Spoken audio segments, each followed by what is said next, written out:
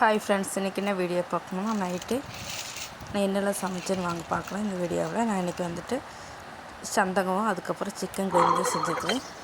இப்போ வீட்டுக்கார்ட்ட சொல்லி சிக்கன் நல்லா எடுத்துகிட்டு வந்தாச்சு. அதுக்கப்புறம் அரிசி நான் மத்தியானமே ஊற வச்சுருந்தேன். அதை எடுத்து இப்போ கிரைண்டரில் போட்டுக்கலாம். இப்போ கிரைண்டர்லாம் நல்லா மாவாட்டி எடுத்து வச்சுட்டு உப்பு போட்டு கலக்கி எடுத்து வச்சுக்கலாம். இப்போ நான் சிக்கன் கிரேவிக்கு வெங்காயம், தக்காளி எல்லாம் கட் பண்ணி இஞ்சி பூண்டு பேஸ்ட்டெல்லாம் அரைச்சி வச்சுட்டு இப்போ வந்துட்டு குக்கர் அடுப்பில் வச்சு போட்டு குக்கர் நல்லா காஞ்சதுக்கப்புறம் ஆயில் ஊற்றிக்கலாம். ஆயிலெல்லாம் நல்லா காஞ்சாச்சு. இப்போ வந்துட்டு பெரிய வெங்காயம் சேர்த்துக்கலாம். பெரிய வெங்காயம் இதே மாதிரி சேர்த்து நல்லா வணக்கி விட்டுக்கலாம். இப்போ சந்தகம் செய்யறதுக்கு வேண்டி நம்ம இட்லி தட்டில் இதே மாதிரி இட்லி ஊற்றி வச்சுக்கலாம்.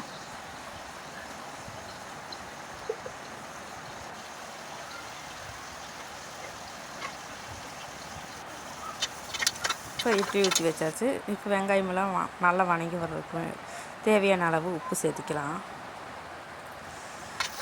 இப்போ கருவேப்பிலை சேர்த்திக்கிட்டேன். வெங்காயம் நல்லா கோல்டன் ப்ரௌன் ஆயிடுச்சு.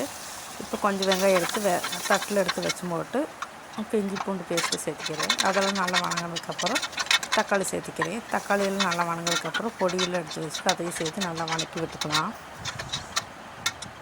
இப்போ இதெல்லாம் நல்லா வணங்கி வந்துச்சு. இப்போ சிக்கனும் உருளைக்கிழங்கு சேர்த்தி போட்டு நல்லா ஒரு கிளறி போட்டு தண்ணி வந்து தெளிச்சிக்கலாம். தெளித்து நல்லா கிளறி விட்டு போட்டு லைட்டாக சிக்கன் சூடானதுக்கப்புறம் இப்போ தேவையான அளவு தண்ணி ஊற்றிக்கலாம்.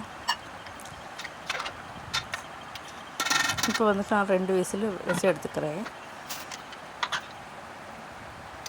இப்போ இட்லியெல்லாம் நல்லா வெந்துடுச்சு. இப்போ இதே மாதிரி மரத்தில் வச்சுட்டு புழிஞ்சிக்கலாம்.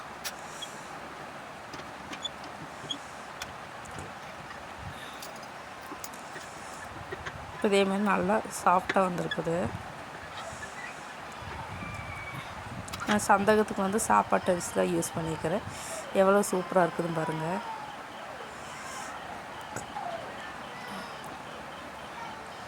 இப்போ சந்தகமெல்லாம் நல்லா புழிஞ்சு எடுத்துட்டு இப்போ குக்கரை ஓப்பன் பண்ணி பார்த்துக்கலாம். இப்போ கிரேவியெல்லாம் இறக்கி விட்டு பார்த்ததுக்கப்புறம் பார்த்தா சிக்கனெல்லாம் நல்லா வெந்துருச்சு. இப்போ நம்ம எடுத்து வச்சு பெரிய வெங்காயம் நல்லா வறுத்து வச்சு எடுத்து வச்சுருக்கோம். அதை எடுத்து கடைசியாக தூவிக்கலாம். இப்போ உப்பு பத்துலேருந்து உப்பு சேர்த்திக்கிறேன். இது வெங்காயத்தை கொட்டிக்கலாம். இதெல்லாம் கொட்டி போட்டு நல்லா கொதிக்க வச்சு போட்டு எடுத்து வச்சுக்கலாம்.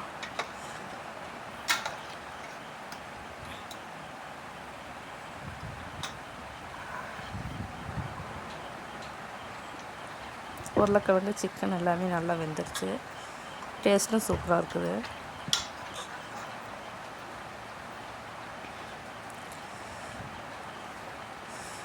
இப்போ வந்துட்டு சர்வ் பண்ணிக்கலாம். அதுக்கு ஒரு பிளேட்டில் வந்து போட்டு நான் இடியாப்பம் போட்டுக்கிறேன். அதுக்கப்புறம் சிக்கன் குழம்பு மேலாக ஊற்றிக்கிறேன்.